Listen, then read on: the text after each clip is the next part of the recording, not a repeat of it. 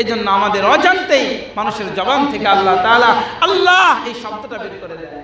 এই আল্লাহ ছোট্ট একটা শব্দ, এর দাম এত বেশি যে প্রতিদিন 11 বার মানুষের জন্য এই আল্লাহু আকবার বলাটা ফরজ করছে। কতবার? 11 বার। কি এটা? ফরজ। প্রতিদিন 11 বার। আমরা কি বলি তো 5 ওয়াক্ত নামাজ আল্লাহু আকবার যদি না বলেন নামাজ হবে? তাহলে এটা কি বলা ফরজ না? 5 ওয়াক্ত নামাজে 5 বার, সাথে সুন্নাত 6 বার। ফজরের সুন্নাতে দাঁড়াইলেন, নামাজ তো সুন্নাত, কিন্তু আল্লাহু আকবার বলা সুন্নাত নাকি ফরজ? ফরজ। কেউ যদি আল্লাহু আকবার না বলে নামাজ হবে? হ্যাঁ, ফজরের সুন্নাত, জোহরের 2 সুন্নাতে 2 বার, এরপরে ঈশার সুন্নাত, মাগরিবের সুন্নাত, ঈশার ওয়াজিব।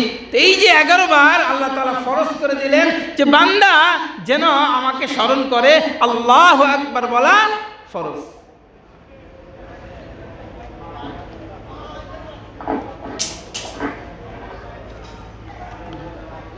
যারা নামাজ পড়ে সবাই তো আল্লাহু আকবার বলে, কিন্তু এক একজন আল্লাহ তাআলার কাছে প্রতিদান পাবে এক এক রকম।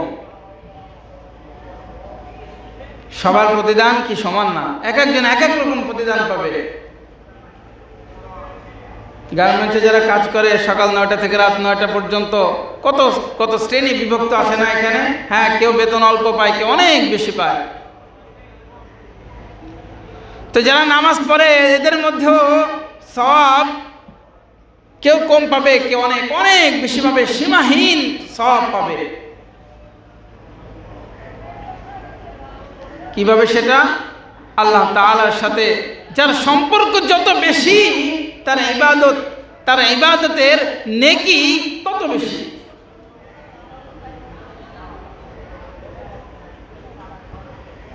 দেখেন না, মা 4-5টা সন্তান থাকলে কোনো সন্তান যদি মা বলে ডাকে বা বাবা বলে ডাকে, এক বাবার 4জন সন্তান আছে, এখন 4 সন্তানই যখন বাবা বলে ডাক দেয়, তো তখন বাবারা বুঝে যে কোন সন্তানের বাবা ডাকে মানে আনন্দ, মহাব্বত, ভালোবাসা কত বেশি, বাবার কত মজা লাগে।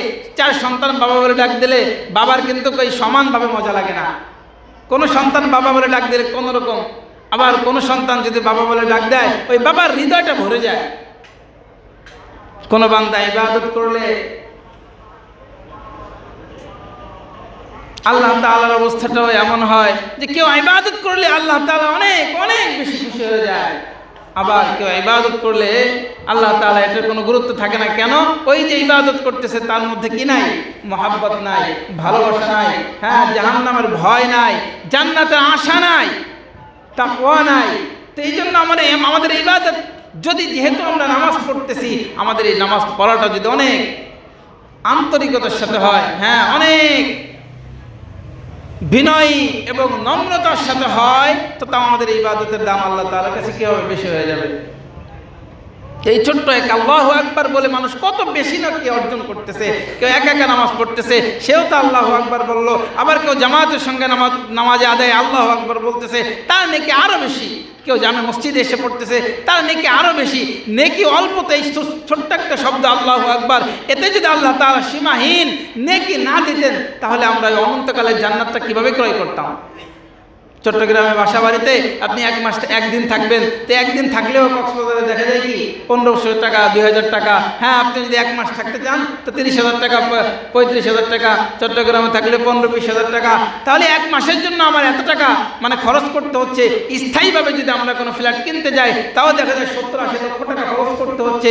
তাহলে আমাদের তো টাকা খরচ করতে হচ্ছে এই কিছুদিনের জন্য। আবার যদি আমরা এই যে জান্নাতটা যখন আমরা ক্রয় করতে যাব, তো তখন আমাদের তো নেকি লাগবে। আর জান্নাতটা তো আমরা 2-1 মাসের জন্য ক্রয় করতেছি না, হাজার হাজার মানে অনন্তকালের জন্য ক্রয় করতেছি। তো কত নেকির প্রয়োজন? সব নেকি আল্লাহ তাআলা আমাদেরকে দিবেন কিভাবে? এই অল্প সময়ে অল্প ইবাদতের মাধ্যমে দিবেন। একটু ইবাদত করবে, সীমাহীন। যদিও বলা হয়েছে 10 থেকে 700 পর্যন্ত একটা নেকি আমলের কাজ করবেন, সব কত 10 থেকে 700 পর্যন্ত, কিন্তু আল্লাহ তাআলা এর চেয়েও বেশি দিবেন। কারণ যদি বেশি না দেন তাহলে অনন্তকালের ওই জান্নাত যে ক্রয় করব কোন নেকি দিয়ে?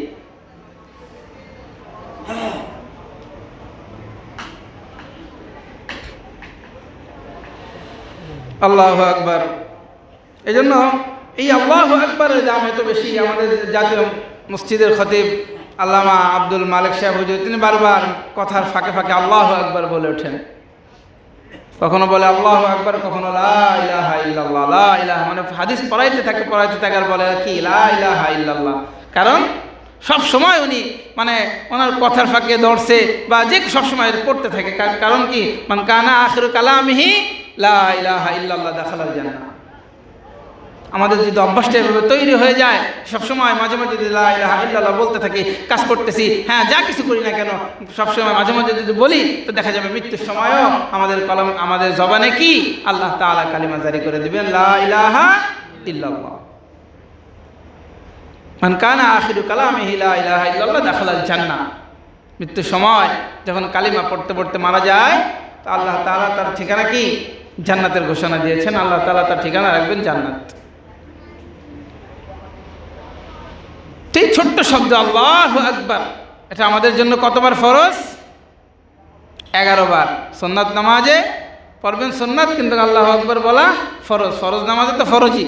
তাহলে এই যে অল্প সময়ে বেশি নেকি আল্লাহ তাআলা আমাদেরকে দিচ্ছেন, কিন্তু সময় যখন অতিবাহিত হয়ে যাবে, আমাদের এই ছোট্ট জিন্দেগিটাই হায়াত যখন শেষ হয়ে যাবে, তখন কি আর নেকি অর্জন করা সম্ভব হবে?